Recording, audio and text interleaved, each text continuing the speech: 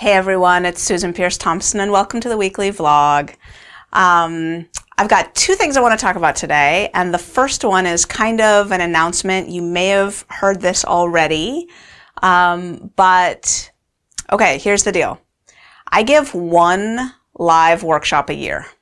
One. And it's coming up. And if you haven't heard about it, I want you to know about it because it's kind of a big deal. We call it the Bright Line Eating Family Reunion because we like that name. It sort of signifies that we're getting people together, that we're a family, and we're going to all gather. But really, it's a workshop. It's a time for me to be on stage teaching, like I used to as a professor, live, eyeball to eyeball, put people through a 3-day experience that is truly transformative. And of course, it's a time for people to meet other Bright Line eaters and make lifelong friends and meet my team and be in a beautiful environment.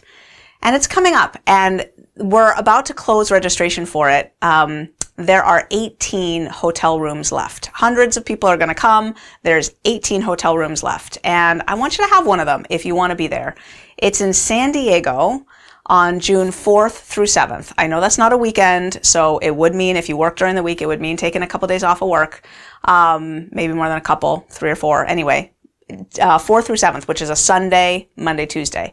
And 4th, 5th, 6th, 7th, Sunday, Monday, Tuesday, Wednesday. Sorry. Math challenge there for a moment. It's in San Diego at Paradise Point, which is its own island. It's an island off the coast of San Diego, and the resort is the whole island. It's gorgeous. It's 10 to 15 minutes away from the San Diego airport, so really easy to access. It's just beautiful. It's on the water. It's little bungalows all over the island. You get your little bungalow and overlooking the bay, and it's just unbelievable. And the theme for this year is Bright Line Living. So the workshop part is going to be about the habits that make Bright Line Eating work. It's going to be about the science of habits, and it's going to be about how to use habits skillfully, wisely. By the time you get out of the workshop, you will have a template and just a whole bunch of renewed skill, motivation, knowledge, expertise about how to implement habits to improve your life for the rest of your life. You will actually have a 1-year template of the habits that you're going to layer in, how you're going to conceptualize them using the latest science of how habits actually work in the brain, how you're going to, for example, not, start something and then fall off and not be doing it a month or two later, how you're going to avoid that trap, how you're going to avoid the procrastination trap, how you're going to avoid, all the traps that keep us stuck in old patterns of behavior and not really turning over the new leaf that we want to turn over. So I want you to be there. It's going to be fabulous. We already have almost a full room, but we have a few more spots left. Like I said, 18 hotel rooms left. There's a button down below. If you click on the button for the family reunion, you might want to click on it anyway because you'll catch a 3-minute video, a montage of our last family reunion, and it's just really sweet. Like, you'll get a sense of what it's like when we all gather together. It's just super fabulous. And there's a little bit more information down there. We take care of all the food. The food is going to be amazing. There's going to be plenty for you to eat, whether you're whole food plant-based or you eat meat. Super healthy, obviously, but just a huge variety. The food, we put a lot of attention into the food. And there's going to be a couple of surprise guest speakers, and what else? There's going to be a concert. We've hired a band, which is my favorite childhood band. It's called Box Childhood. I was a teenager in San Francisco. Best local band ever. It's called Box Set, and Box Set is going to play for us, and we're going to have a dance on one of the nights. We're also going to have free yoga and meditation classes in the morning. It's just going to be unbelievable. So I want you there. It's going to be fabulous. And if you want to be with me in the room when I give my one workshop of the year, this is where you got to be, San Diego, June 4th through 7th. Click down below. When you register, it'll take you to one of the buttons where you can, secure your hotel, because you'll want to secure that fast. Those rooms will probably go fast now, here toward the end. We've sold all the seats without actually sending anything out to the whole list about this. This is the first time I'm sending anything out to the whole list. We've been, we opened half the rooms to Bright Lifers and they sold out within 9 hours. And, we've been sort of staggering our announcements about this, but it's time to let you know. So the family reunion is available. That's the first thing I wanted to talk about. Now I want to talk about the vlog.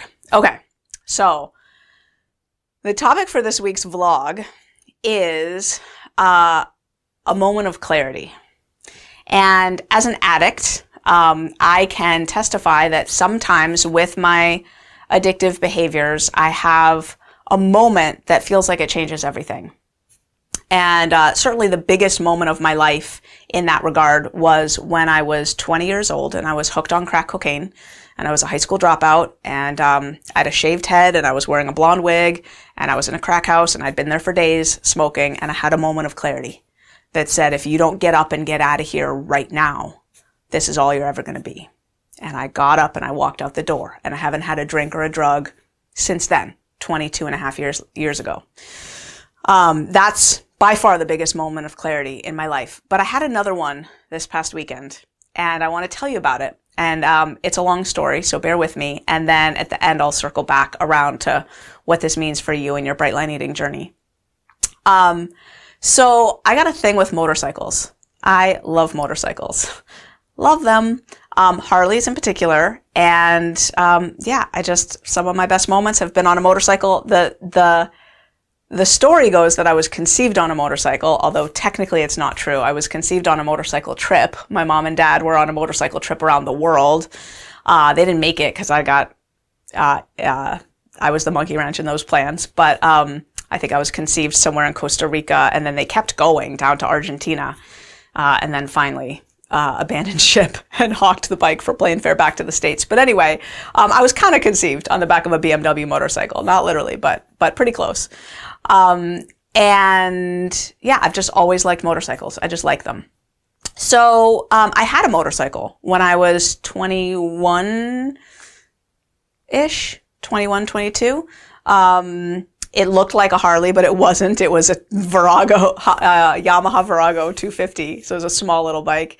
And I used to ride it to the drop zone and go skydive. So that gives you a little sense of my thrill-seeking profile. I used to ride my motorcycle to the drop zone and then skydive for the day and then ride my motorcycle back to college campus. That was when I was going to UC Berkeley. So, I owned that motorcycle briefly, though. I doubt I put 1,000 miles on it. I don't remember, but I doubt I put 1,000 miles on it. I owned it for a brief period of time. Then I got into grad school across country over at the University of Rochester, and I sold the motorcycle for moving costs, to pay my moving costs to go out to graduate school. And, Rochester is horrible weather 6 months of the year. I wouldn't be able to ride my bike anyway. I couldn't picture wanting to pay for storage for all those months of winter. So it seemed simpler to just sell the bike. So I bought it, and then just not really that long later, I sold it. That was 20 years ago.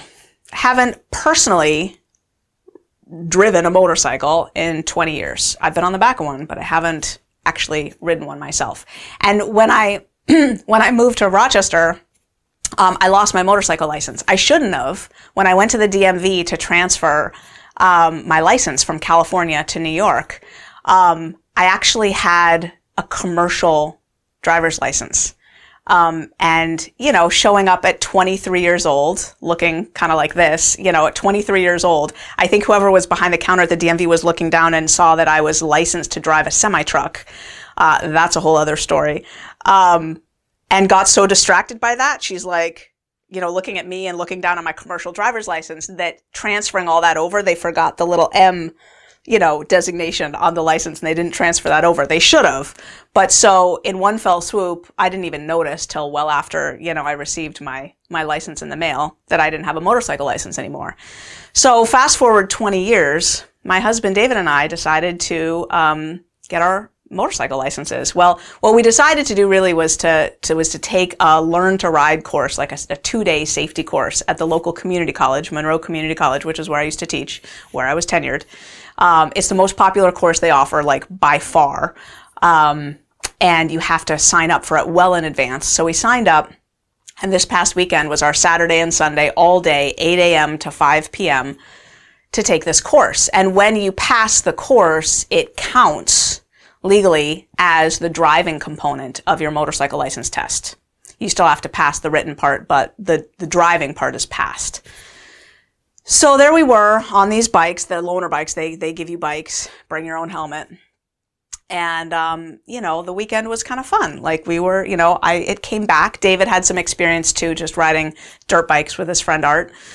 So there we were for the weekend. I was doing pretty well. And then the test came at the end of the weekend. And right before the test, this gal in the class dropped her bike, like crashed it. Like, she wasn't going fast, but her bike fell over. And then like 10 minutes later, it happened to her again. And she was shaking like a leaf, and she felt so bad. Before that, she was kind of doing okay. But she dropped her bike twice in 10 minutes and was feeling pretty shaky. And with that happening, the instructors were like stern and like kind of like, come on, everyone, settle down, take deep breaths. The test is going to be okay. And they had some kind of hard things on the test. For example, like you had to make a U-turn in less space than I would ever try to drive. Like if I had to turn around in that tight a space, I would walk my bike. Like I just wouldn't ever drive. Like if there were actual obstacles, I wouldn't. It's just a dumb thing to do. Like, why would anyone? Anyway, so that was part of the test. I shut my mouth. I didn't say, like, this is dumb. I would never drive this. But anyway, so that was the second part of the test. But let me back up. So we're doing the test, right? She's dropped her bike. Everyone's kind of skittery. The instructors are telling us to take deep breaths. And we start the test. And there's a prayer that I say before I have to go, like, perform something that I feel stirred up about, like I feel kind of anxious about. If I have to go on stage in a big way, if I have to just do something that I feel anxious about. It's a line of scripture that I learned from this old book that I used to love. It's a 1950-something book called Practicing the Presence by Joel Goldsmith. Love Joel Goldsmith. He's this old Christian mystic guy. And he just talks about how a spiritual life is just a life of presence, just practicing the presence of God. You don't have to be all highfalutin. Like, God is here right now. Are you aware? Bottom line. Anyway, there's this scripture that says, He performeth that which is appointed for me. The Lord perfecteth that which concerneth me. He performs it. He perfects it. Like, it's done. God's got your back. Like, you're not even going to have to do it. Go out there and just consider it, performed and perfected. So I love that scripture. So I was in line, and before the first obstacle thing, there were 5 components to the test. I said that prayer. I took some deep breaths, and I went out and I nailed it. Nailed it. Just saying, David hit a cone. Just saying. One little cone. Most people did. I think only 2 or 3 of us in the class got through that little obstacle thing without any foibles. But I was one of them. Felt pretty good about that. Okay. Got in line for the second thing. This was the U-turn in this much space. I had not been doing very well on those. We'd been practicing them, and I almost always had to put a foot down. Okay. So just said my little prayer, took a deep breath, went out there, and nailed it. Boom. Little U-turn. No bobbling, no foot down. Perfect. Got back in the line. All right, this is going pretty well. The third thing is a quick stop. Just get up to speed. As soon as your front tire hits the cone, you got to stop quick. There's a point to all this. Just bear with me. So I go through the exercise and I don't get up to speed high enough. Like, I don't go fast enough before the stop. So they're using a stopwatch and they walk over to me, but it's okay because within the confines of the test rules, you get a second chance. If you don't, there's certain things you could mess up. Let me just back up and actually say before we started all the tests, they said, look, there's only a few things that you can do here to actually fail. We're deducting points as you go, but you could miss points up to a certain amount, of course. So if you need to hit a cone or put a foot down, whatever. But if you drop the bike or walk off the course or refuse to do an exercise, like, you're done. You're failed. Fair enough. Okay. So that little thing of not getting up to speed, that didn't fail me. I got to try again on that one. Okay. So now the second time I'm going up, and I definitely get up to speed. My front tire crosses the line, and it's not this, it's right hand, right foot. And I apply the 2 brakes, and my right tire seizes up. No anti-lock brakes on this bike. My right tire seizes up, and the bike lurches, and I'm still on it, but it completely, the front of the bike just buckles, and before I know it, I'm on the ground on my right side with the bike on me. Kind of hurt. I dropped the bike. And not only had I not dropped the bike all weekend, but not even close. I hadn't even, not even close. And I don't know if you noticed as I was telling this story, but did you catch it? I didn't pray before the 3rd exercise. And as I'm lying on the ground with gas dripping on me out of the tank and my right leg trapped under this bike, I'm a little embarrassed. There's the whole line of class watching me. We're going one at a time through this exercise. They're coming over to lift the bike off me. And I'm thinking, I didn't pray. And I'm thinking, and this is the first thing that happened outside of the shield of that kind of prayer and awareness. Boom. And I'm thinking, we were going through the weekend and we were going through exercises like, what kind of driver are you? Safe, risky, slow, fast, aware, distracted. And I'm answering honestly, and I'm like, risky, fast, distracted. I mean, that's just honest. That's the kind of driver I am. I've always had an issue with speeding. My phone, we won't even go there. And yeah, I'm not the world's safest driver, not by a long shot. Anyone who knows me well will testify. It's something I work on and struggle with and wrangle with. And sometimes, I get my speeding under control and stuff, but I have good control of a car, but that doesn't mean I'm a safe driver. I'm not a safe driver. I know that. And I'm lying there on the ground thinking, this is it, Susan, you're free. You don't need to own a motorcycle. You don't need a motorcycle license. This experience right here, because all weekend long I'd been thinking about me owning a motorcycle, and I was coming to a point of badassery in my commitment. I am never going to drop a bike. I have a friend in Australia who rode a motorcycle when I met him, rode a motorcycle since he was 11, only has a motorcycle for his transportation, never rides anything else. And I asked him one day, how many times have you dropped your bike? And he said, never. I said, never? You've been riding a bike practically every day since you were 11 and you've never dropped your bike? And he said, never.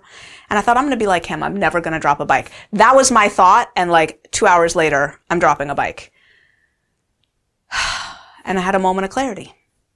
And the moment of clarity was, you're done.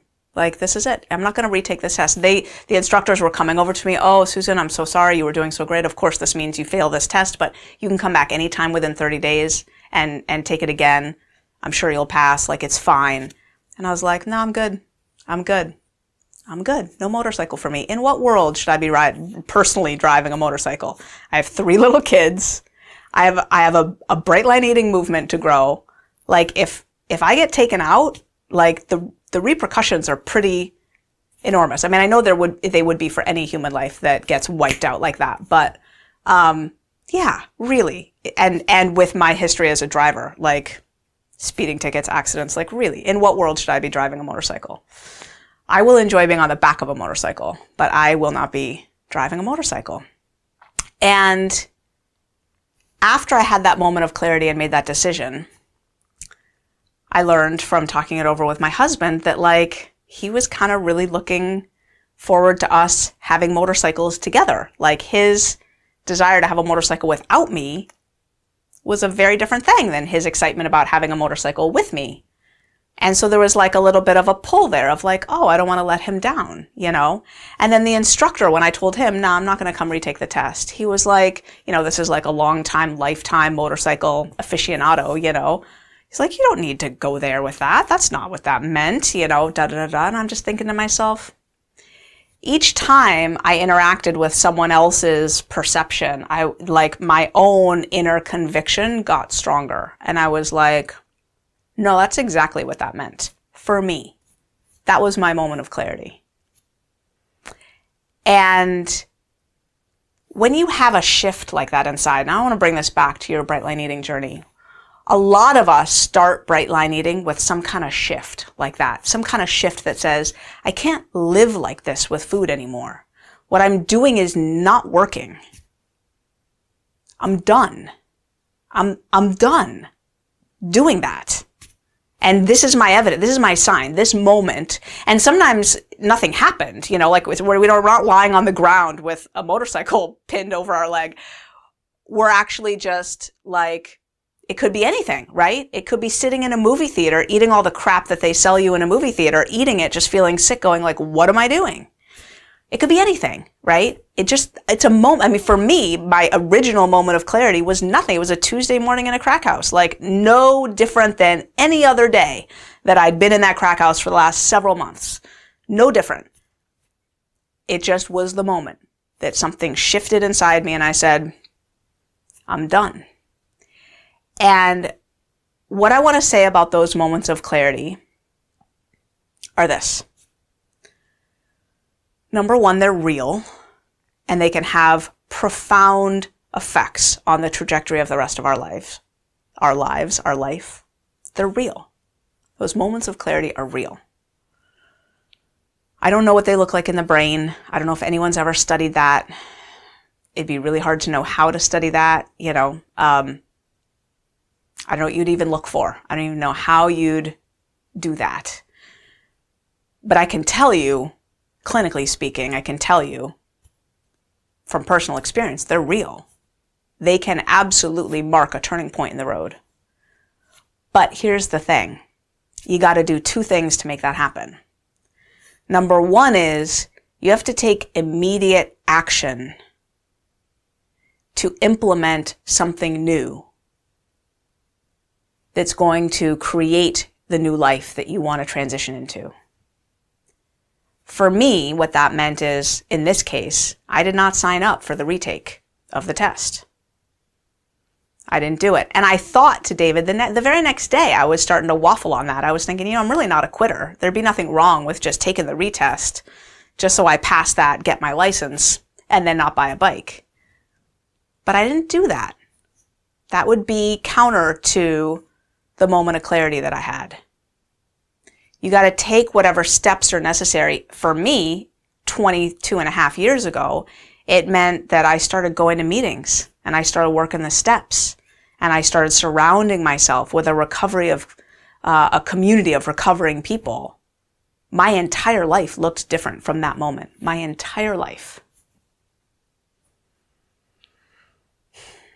The second thing that I think is necessary and instrumental is you've got to create the story around it and tell it to yourself and others as your turning point. You've got to create the narrative of meaning, because moments of clarity are just instances. They're just moments of time.